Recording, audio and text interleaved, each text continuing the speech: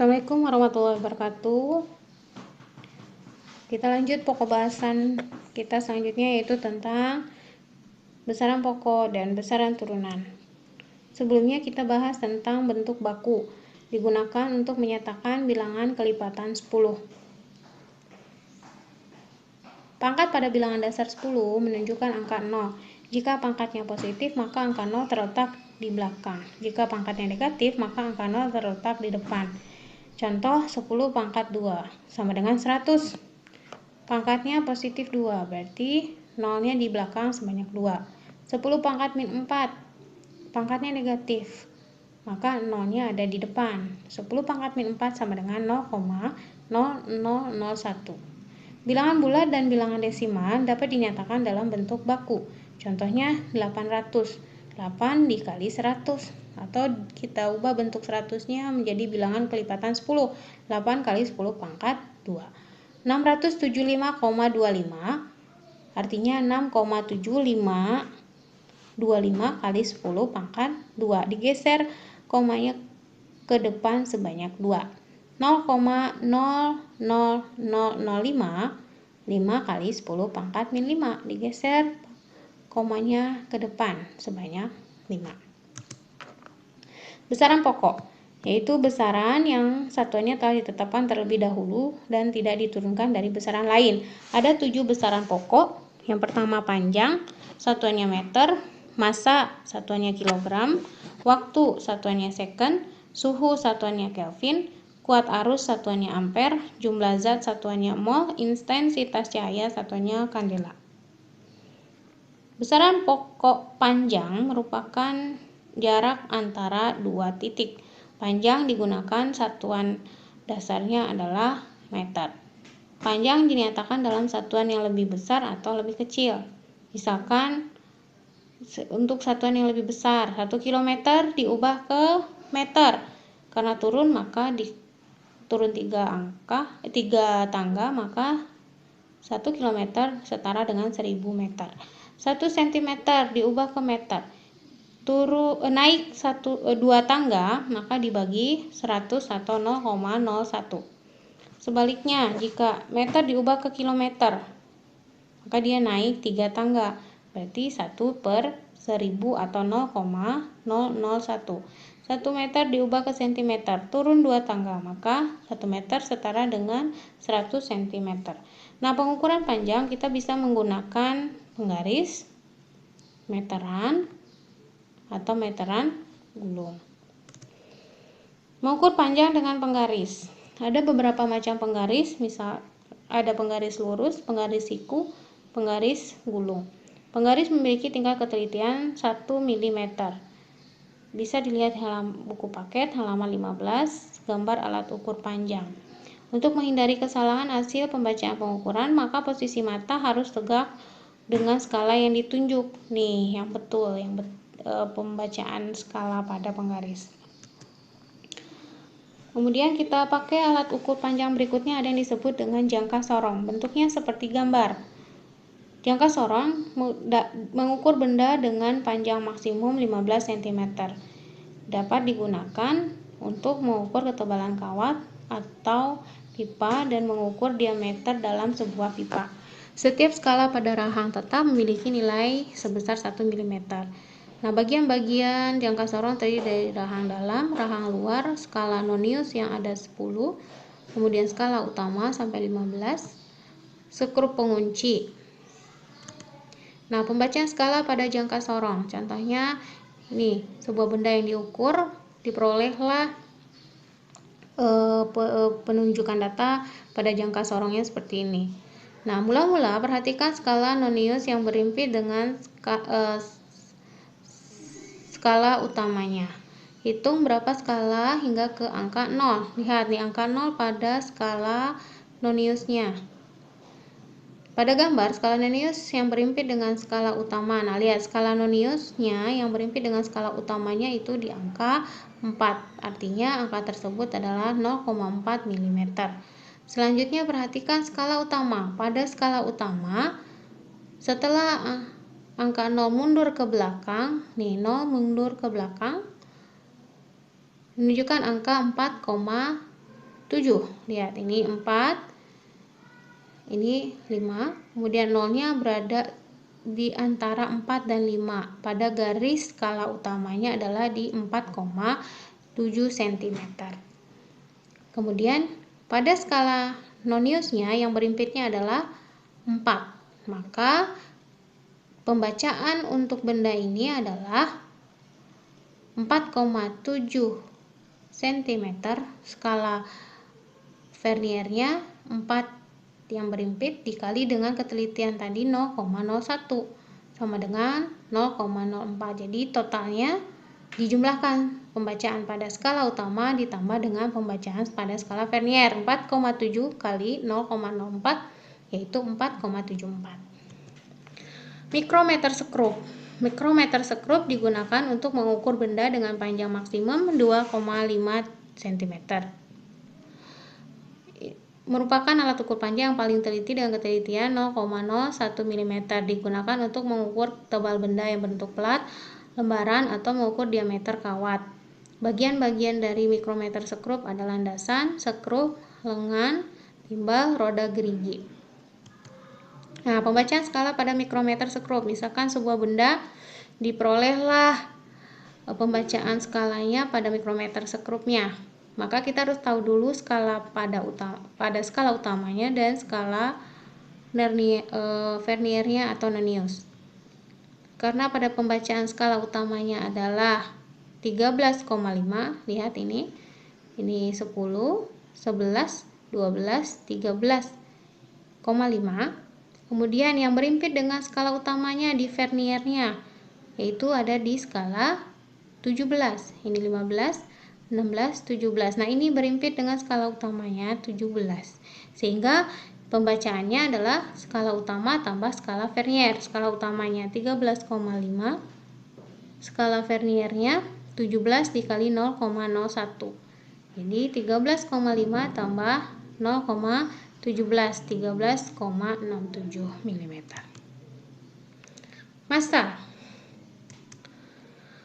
Massa dan berat merupakan dua besaran yang berbeda. Massa benda menyatakan jumlah zat atau materi yang terkandung pada benda, sedangkan berat merupakan gaya tarik bumi yang dialami benda tersebut, sehingga massa dan berat itu tidak sama. Nah, konversi satuan pada massa kita kenal ada ton, ada kuintal, kemudian ada kilogram, ada gram, ada miligram. Untuk massa, kita gunakan alat ukur yang disebut dengan neraca, ya, atau timbangan. Neraca lengan digunakan mengukur massa suatu benda yang diukur dengan neraca lengan. Neraca pegas, nah kalau ini untuk mengukur berat kita gunakan neraca pegas.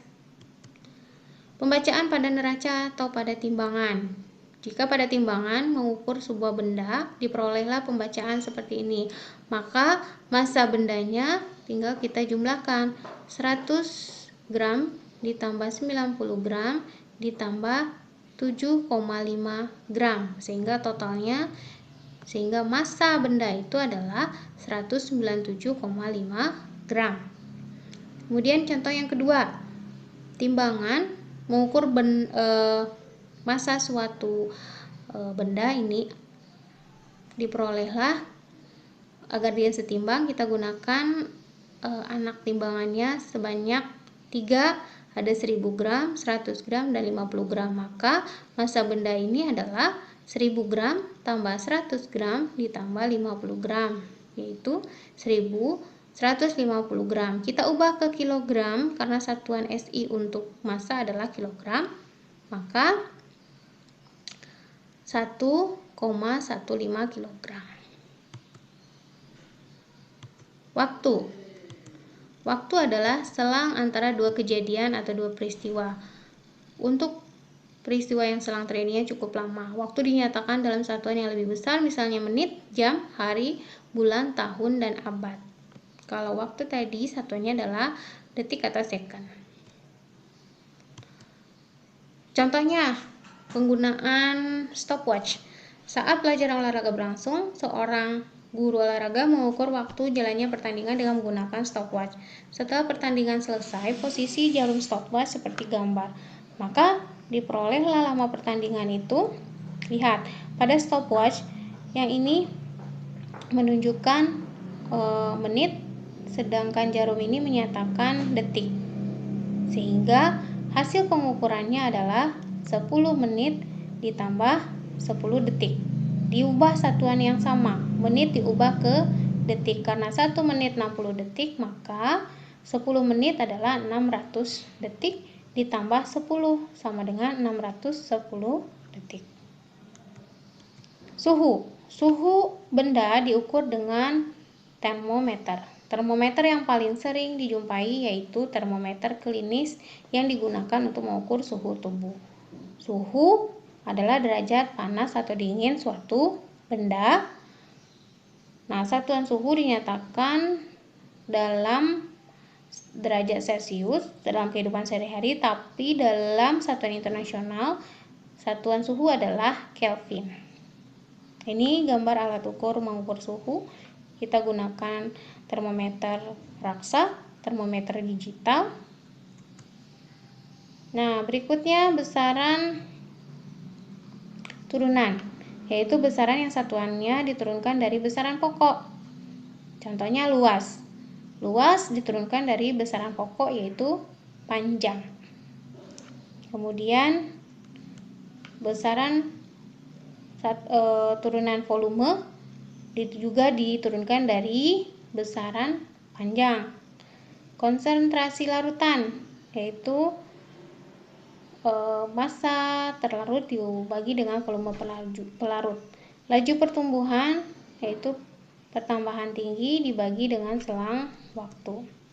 Nah, besaran turunan yang pertama dulu kita bahas tentang luas. Luas tadi merupakan turunan dari besaran panjang. Untuk mengukur luas suatu benda, misalkan luas panjang berkertas 25 cm yang lebarnya adalah 20 cm, maka luas kertas tersebut adalah 25 cm dikali 20 cm, lebarnya 500. Mengukur volume benda, bangun ruang yang bentuknya teratur.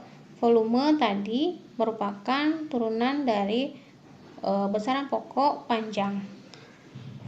Balok, rumus volumenya adalah panjang kali lebar kali tinggi, 10 kali 6 kali 4. Bagaimana dengan volume benda yang bentuknya tidak teratur? Maka kita gunakan bantuan gelas ukur atau gelas berpancuran. Untuk gelas ukur ini sudah memiliki skala. Contohnya, bentuk yang tidak teratur adalah batu. Kita ingin mengukur volume batu, maka kita isi dulu gelas ukur dengan air sebanyak 50 ml. Kemudian bendanya dicelupkan ke dalam air yang sudah kita isi tadi, maka airnya akan naik sehingga dibaca volume akhirnya adalah 75 ml. Berarti volume batu adalah volume akhir dari gelas ukur yang terbaca skalanya dikurangi dengan volume awal.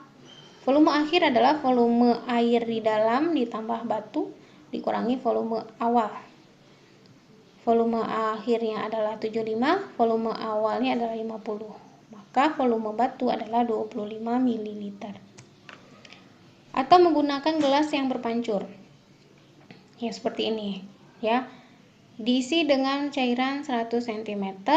Ketika bendanya, batunya dicelupkan, maka cairan di dalam sini akan berkurang. Nah, berapa besarnya? Inilah yang menyatakan volume dari batu. Nah, volume satuannya juga bisa dalam satuan desimeter kubik, atau dalam liter, kiloliter, atau dalam mililiter atau cc. Contoh soal, Edo melarutkan 20 gram gula ke dalam 2 liter air. Berapakah konsentrasi larutan gula yang terbentuk dalam satuan gram per liter? Diketahui massa terlarut 20 gram, volume pelarut 2 liter. Yang ditanyakan berapa konsentrasi larutan gula yang terbentuk dalam satuan gram per liter.